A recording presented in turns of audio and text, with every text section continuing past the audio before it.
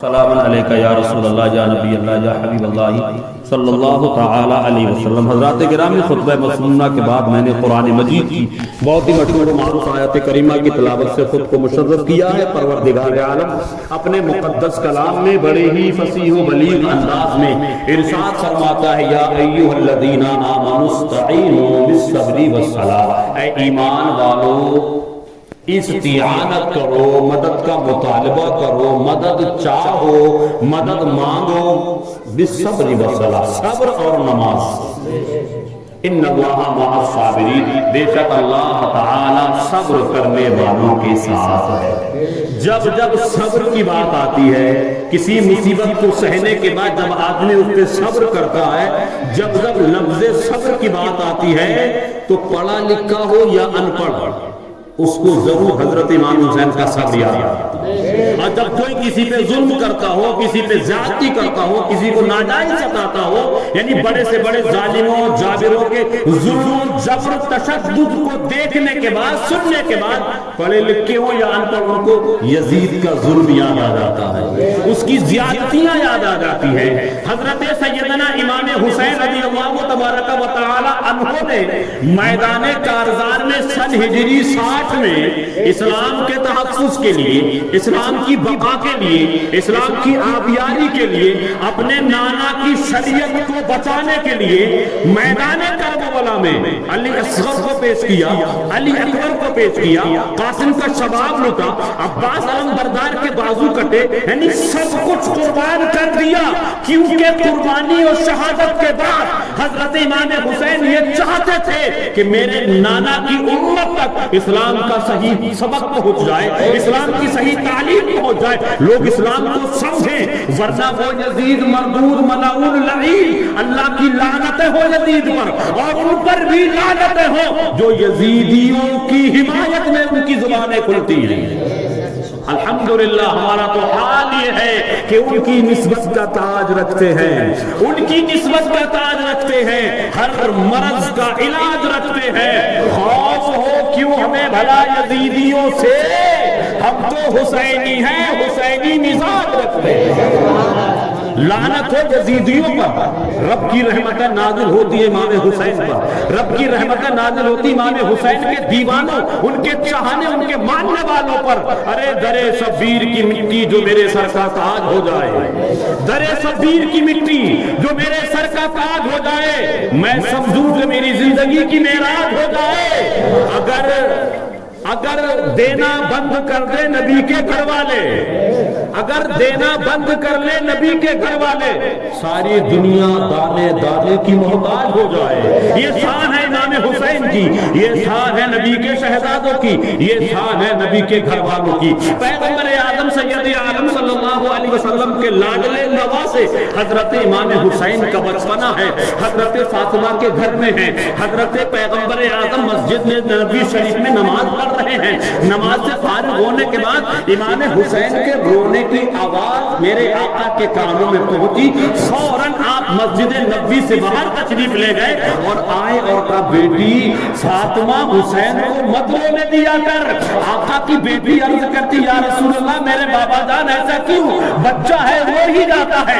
آقا فرماتے نہیں، اس کو مت رویا، مت رونے دیا کر، یہ جب روتا ہے تو مجھے تکلیف ہوتی ہے، اس لیے کہ میں نے اس پر اپنے بیٹے کو قربان کر دیا ہے۔ فاطمہ اس کا خیال رکھا کرو، اس کو مت رونے دیا کرو۔ پیغمبر اعظم سید عالم صلی اللہ تعالی علیہ وسلم کے چہیتے لاڈلے نواسے حضرت امام حسن ہیں، حضرت امام حسین ہیں، اور عمر فاروق اعظم کے بیٹے حضرت عبداللہ ابن عمر ہیں، ایک آل رسول ہیں، ایک سید صاحب ہیں۔ وہ بیان فرماتے ہیں کہ بچوں کے اندر ایک فطرت ہوتی ہے، 4 بچے محلے کے 8 بچے 6 بچے جب آپس میں کھیلتے ہیں نا تو ان بچوں میں ایک بچکانہ فطرت ہوتی ہے، ایک دوسرے کو چڑھانے کی، ایک دوسرے کو اکسانے کی، ایک دوسرے سے لڑائی مول لینے کی، ایک دوسرے کے سامنے ایسی باتیں کہنے کی جس سے کہ وہ چڑ جائے، گالی گلوچ ہو. یہ بچپنے کے اندر بچوں کے اندر آٹومیٹکلی رب کی طرف سے فطرت ہوتی ہے. وہ فطرت مدینے کے بچوں میں ہے، لیکن اس فطرت کا کوئی جواب نہیں. حضرت عبداللہ ابن عمر ہیں، امام حسن ہیں، امام حسین ہیں، اور مدینے کے چھوٹے چھوٹے بچے ہیں. جنگل کی جانب رواں دواں ہے، کھجور کا پیڑ لگا ہوا تھا. امام حسن کہتے بھائی جاؤ، آج کھجور کھانے کا من کر رہا ہے. حضرت عبداللہ ابن عمر جو عمر فاروق اعظم کے بیٹے ہیں، جو خلیفۃ المسلمین، جو دوسرے خلیفہ حضرت عمر فاروق اعظم کے شہزادے ہیں، حضرت عبداللہ ابن عمر اس پیڑ کی جھاڑ کے اوپر چڑھ گئے، یعنی کھجور کے پیڑ پہ چڑھ کے اچھی اچھی کھجوریں خود کھاتے تھے، اور جو ان کو پسند نہیں ہوتی تھی یا جس کو وہ کھانا پسند نہیں کرتے تھے، یعنی ان کے نزدیک جو خراب ہوتی تھی، وہ نیچے حضرت امام حسن اور حضرت امام حسین کو چڑھانے کے لیے اچھی اچھی خود کھاتے تھے اور خراب نیچے پھینک دیتے تھے.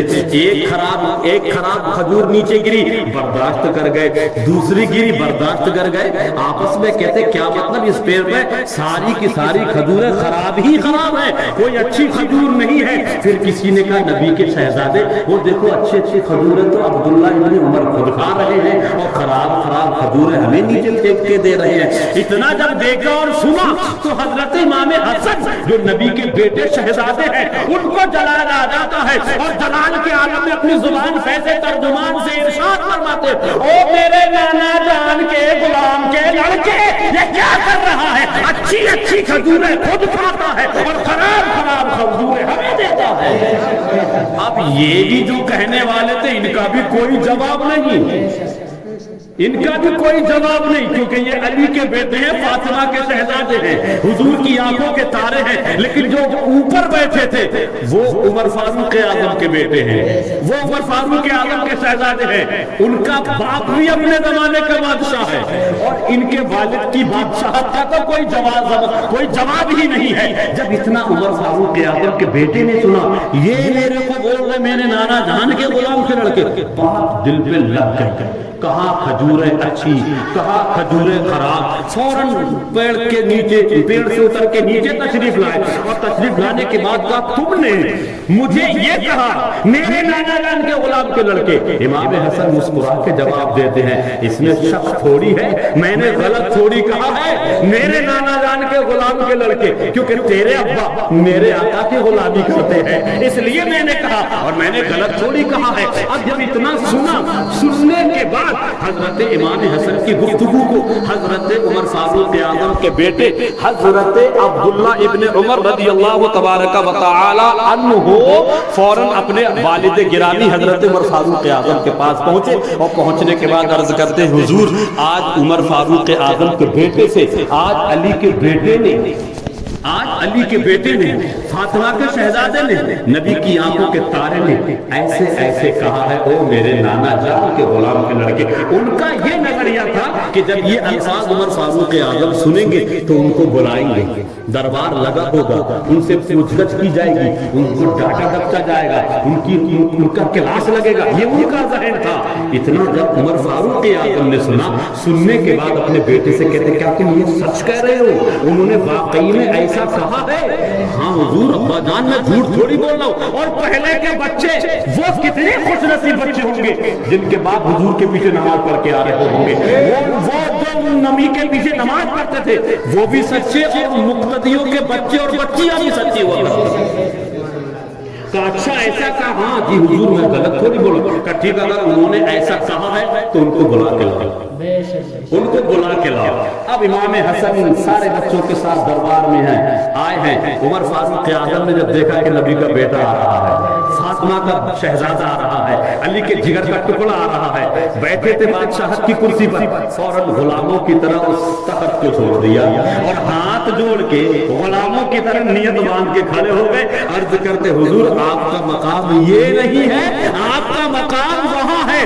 ہم تو آپ کے نانا کے بھی غلام ہیں اور ہم تو آپ کے بھی غلام ہیں، اور ہم تو خوش نصیب ہیں کہ ہم کو تمہارے نانا کی بھی غلامی مل رہی ہے اور نانا کے صدقے میں نانا کے نواسوں کی بھی غلامی مل رہی ہے. حضور آپ وہاں تک تشریف رکھے، خادم یہاں کھڑا ہے، غلام یہاں کھڑا ہے، اب بڑے ادب کے ساتھ عرض کرتے حضور میرے بیٹے نے آپ کے بارے میں ایسا ایسا فرمایا ہے، ایسا ایسا مجھے بتا، کیا آپ نے واقعی میں ایسا کہا ہے؟ حضرت امام حسن کے تیور مولانا فرماتے ہاں کہا تو ہے، ہم اپنی بات بدلنے والے تھوڑی ہے، جو کہہ دیا وہ کہہ دیا، ہم یہ نہیں کرتے کہ کسی کے سامنے کچھ اور کسی کے پیٹھ کے کچھ، کسی کے منہ کے سامنے، جو دن کے اجالے میں کہا ہے وہ رات کے اندھیرے میں بھی کہہ سکتے ہیں، جو بات چند لوگوں میں کہہ سکتے ہیں اسی بات کو ہزاروں کے مجمع میں بھی کہہ سکتے ہیں، اور یہ بات تو ہم نے کسی کے کان میں نہیں بلکہ مدینے کے اس جنگل کے میدان میں کہی تھی۔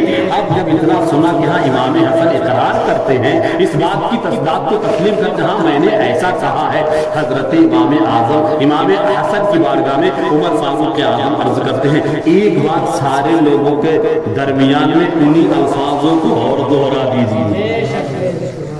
تب آپ نے کہا ٹھیک ہے، وہ میرے نانا جان کے غلام کے لڑکے، سبحان اللہ، دل باغ ہو گیا۔ اب ان کا تیور دیکھیں، عبداللہ ابن عمر فاروق اعظم کے بیٹے کا تیور دیکھیں، سختی کب ہونے والی ہے، سزا کب ملے گی، پوچھ گچھ کب ہوگی، ان کو ڈانٹا کب جائے گا، ان کا یہ نظریہ تھا۔ اب آپ نے اپنے بیٹے سے کہا بیٹے جاؤ ایک کاغذ اور قلم لے کے آؤ، ایک کاغذ اور قلم لے کے آؤ۔ حضرت عبداللہ ابن عمر گئے اور کاغذ قلم کا انتظام کیا۔ امام حسن کی بارگاہ میں حضرت عمر فاروق اعظم غلاموں کی طرح کھڑے عرض کرتے حضور جو آپ نے کہا ہے نا، مہربانی کریں اس غلام پر اس کو لکھ بھی دیجئے، اس کاغذ کے ٹکڑے پہ لکھ بھی دیجئے۔ جب آپ کہہ سکتے ہیں تو لکھ بھی سکتے ہیں، کہنے میں کوئی تکلیف نہیں تو لکھنے میں کوئی تکلیف نہیں۔ حضرت امام حسن مسکرا کے فرماتے ٹھیک ہے اس میں کوئی شک نہیں، جب میں بڑے مجمع میں یہ کہہ سکتا ہوں وہ میرے نانا جان کے غلام کے لڑکے، تو میں اس کو ایک کاغذ پہ تحریری طور پہ بھی لکھ کے دے سکتا ہوں۔ آپ نے لکھ دیا وہ میرے نانا جان کے غلام کے لڑکے، قلم کو ہاتھ میں لیا، کاغذ کو ہاتھ میں لیا، عمر فاروق اعظم نے سینے سے لگا دیا، اور سینے سے لگانے کے بعد اپنے بیٹے کو قریب میں بولا بیٹے آج تیری وجہ سے میرا مسئلہ حل ہو گیا، آج تیری وجہ سے میری منزل میں اپنی منزل مقصود تک کامیاب ہو گیا۔ بیٹا کہتا ابا جان کون سی منزل، کون سا مقصد، کہا تجھے نہیں پتا ہے، یہ جو انہوں نے ایک تقریری طور پر اعلان فرمایا، تحریری طور پر جو کاغذ پہ لکھ کے دیا نا، یہ میرے لیے اور تیرے لیے سند بن چکی ہے، میری اور تیری دنیا اور آخرت بہتر سے بہتر ہونے والی ہے۔ ابا سے عرض کرتے ان کے بیٹے عبداللہ ابن عمر ابا جان کیا معاملہ، کون سی سند کی بات کرتے ہو، کون سی کامیابی کی بات کرتے ہو؟ عمر فاروق اعظم اپنے بیٹے کو سینے سے لگاتے ہیں بیٹے تجھے پتا نہیں ہے قبر میں جب منکر نکیر پوچھیں گے ما کنت تقول فی حق ھذا الرجل، اس مرد کے بارے میں کیا کہتا ہے، لکھا ہوا کاغذ کا ٹکڑا منکر نکیروں کی بارگاہ میں پیش کر دیا جائے گا۔ یعنی ہم میرے نانا جان کے غلام کے لڑکے، میں سمجھتا ہوں تیری وجہ سے میں خوش نصیب ہو گیا، اور خوش نصیب ہی نہیں میری تو دنیا بھی بہتر ہو گئی اور آخرت بھی بہتر ہو گئی۔ یہ شان ہے حضرت امام حسن کی، یہ شان ہے حضرت امام حسن کی۔ آج سوشل میڈیا کے ذریعے آپ موبائل سے جڑنے والے، سوشل میڈیا سے اٹیچمنٹ رہنے والے، نہ جانے کتنے سنی دھیرے دھیرے گمراہ ہو رہے ہیں۔ اہل بیت کی محبتوں کا نعرہ لگانے والے رافضی شیعہ آج جن کے اجالے میں ڈنکے کی چوٹ پہ عمر فاروق اعظم کو کافر کہتے معاذ اللہ، عثمان غنی کو کافر کہتے معاذ اللہ، ابو بکر کو کافر کہتے معاذ اللہ۔ یہ اتنے بڑے پلیل ہیں، یہ اتنے بڑے مردود اور ملعون ہیں جن کو مصطفیٰ نے جنتی کہا ہو، جن کو مصطفیٰ نے جنتی کہا ہو، اگر کوئی اس کو جہنمی کہے اس سے بڑا کافر دنیا میں کوئی ہو تو مجھے لا کے دکھاؤ۔ ابو بکر وہ ہے جن کو مصطفیٰ نے جنتی کہا، عمر وہ ہے جن کو مصطفیٰ نے جنتی کہا، عثمان وہ ہے جن کو مصطفیٰ نے جنتی کہا۔ ہم سنی ہے سنی، اور ہمارے اسٹیج پر جب اہل بیت کی بات آتی ہے تو دل کی عطا گہرائیوں سے بارگاہ اہل بیت میں نذرانِ عقیدت پیش کرتے ہیں، اور جب نبی کے صحابہ کی بات آتی ہے تو دل کھول کے ان کی بارگاہ میں خیرات پیش کرتے ہیں۔ کیونکہ اہل بیت سے محبت کرتے کرتے اتنے اندھے نہ بن جاؤ کہ کسی صحابی کے گستاخ ہو گئے۔ اگر اہل بیت کی محبت میں تم کسی صحابی کو گالی دینے والے بن گئے، کیا تمہارا معاملہ ختم ہے، جہنم تمہارے لیے بنا ہے۔ کیونکہ میرے آقا سید عالم صلی اللہ علیہ وسلم ارشاد فرماتے ہیں میرے صحابہ سے محبت کرو اور میری اہل بیت سے بھی محبت کرو.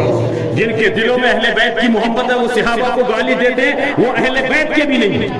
اور جو صحابہ کی محبت میں اہل بیت کو برا کہتے ہیں وہ صحابہ کے بھی نہیں. یہ اہل سنت والجماعت ہمارے لیے خوش نصیبی اللہ نے ہمیں سنیوں میں رکھا، اہل سنت والجماعت میں رکھا. ہم صحابہ کو بھی مانتے ہیں اور اہل بیت کو بھی مانتے ہیں. ہم ایسا نہیں کہ کسی کی محبت میں اتنے اندھے ہو جائیں کہ دوسرے کا بھی ایک دوسرے کی محبتوں کا انکار کر بیٹھے. سوشل میڈیا پہ دیکھو آئے دن نئے سے نیا فتنہ کھڑا ہو رہا ہے. عمر فاروق اعظم، عثمان غنی، مولائے کائنات، یہ تمام جو صحابہ ہیں، ان تمام صحابہ کے بارے میں صرف اتنا میں کہہ سکتا ہوں، اللہ کرے سب کی سمجھ میں آ جائے. حضرت ابو بکر کی الف سے لے کر حضرت ابو بکر کی الف سے لے کر حضرت علی کی یا تک حروف مفردات، یعنی جن کو حروف تہجی کہتے ہیں وہ 29 ہیں. الف با تا سا جیم ہا خا دا زال، یہ ان کو حروف مفردات کہتے ہیں. اور حضرت ابو بکر کی الف سے لے کے حضرت علی کی یا تک جتنے بھی صحابی ہیں، ہم ڈنکے کی چوٹ پہ کہتے ہیں الحمدللہ سارے کے سارے جنتی ہیں. ہاں وہ ضرور جہنمی ہے جو ابو بکر کو برا کہے، عمر کو برا کہے، عثمان کو برا کہے، ابو سفیان کو برا کہے، امیر معاویہ کو برا کہے. کسی بھی صحابی کی شان میں اگر کوئی گستاخی کر رہا ہے وہ جہنمی ہے، جہنمی ہے، اس پہ لعنت برس رہی ہے. اس لیے دوستو یہ محرم شریف کا مبارک مہینہ ہے. اس محرم شریف کے مبارک مہینے میں وہ کام کرے جن سے اللہ خوش ہو، جن سے اس کا رسول خوش ہو. وہ کام کرے جس سے امام حسن امام حسین کی روح کو سکون ملے. مہربانی کرے وہ کام بالکل نہ کرے جو خلاف شرع ہو، وہ کام نہ کرے جو اسلام کے اصول و قواعد کے خلاف ہو. کام وہ کرے جو اللہ کو پسند ہو، اللہ کے رسول کو پسند ہو. کام وہ کرے جو شہیدان کربلا کو پسند ہو. حضرت امام حسن، حضرت امام حسین میدان کارزار میں کربلا کی تپتی ہوئی ریت پر اسلام کے تحفظ کے لیے میرے امام نے اپنا تن من دھن سب کچھ قربان کر دیا. یہ آج مسجد محراب، منبر، اذان کی صدائیں، صلاۃ کی صدائیں، آج ہم اپنے گھروں میں قال قال رسول اللہ، قال نبی صلی اللہ علیہ وسلم کی جو صدائیں سنتے اور سناتے ہیں، یہ صدقہ ہے امام حسین کا، یہ قربانی ہے کربلا کے شہیدوں کی، یہ مہربانی ہے کربلا کے شہیدوں کی. لہذا آؤ عہد و پیمان کرو، کوشش کرو، کاوش کرو، محنتیں کرو، مشقتیں کرو، وہ کام کرو جس سے اللہ اس کا رسول خوش ہو جائے. وہ کام ہرگز بالکل مت کرو جو اسلام کے اصول و قواعد کے خلاف ہے. امام حسین کی قربانی، ان کی شہادت کا صرف اور صرف یہی ایک نتیجہ تھا کہ میرے نانا کی امت کو حلال کو سینے سے لگانے کی ہمت ہو اور حرام کو ٹھوکر مارنے کی ہمت پیدا ہو جائے. اللہ تعالیٰ کی مقدس بارگاہ میں دعا ہے کہ اللہ ہمیں اور آپ کو، تمام عالم اسلام کے خوش عقیدہ مسلمانوں کو حضور صلی اللہ علیہ وسلم کے صدقے میں کربلا کے تمام شہداء کے نقش قدم پر چلنے کی ہمت اور توفیق نصیب فرمائے. اور کربلا کے تمام شہیدوں کی شہادتوں کے صدقے مولا ہمارے ان بزرگوں کو، نوجوانوں کو اور ہماری اسلامی رشتے کی ماؤں بہنوں کو مولا نمازوں کا شوق اور ذوق پیدا فرمائے. اسلام کے اصول و قواعد پر چلنے کی ہمت اور توفیق نصیب فرمائے. صدق و دل سے کلمہ طیبہ پڑھ لیں، اشہد ان لا الہ الا اللہ واشہد ان سیدنا محمد عبدہ ورسولہ. خوب کی سید چمن پھول چنے، شاد رہیں باغ جاتا ہوں گلشن تیرا آباد رہے. رہا گلشن سے پھول کھلتے رہیں گے، رہی زندگی تو انشاءاللہ ہم اور آپ سے رہیں گے. خدا حافظ. السلام علیکم ورحمۃ اللہ.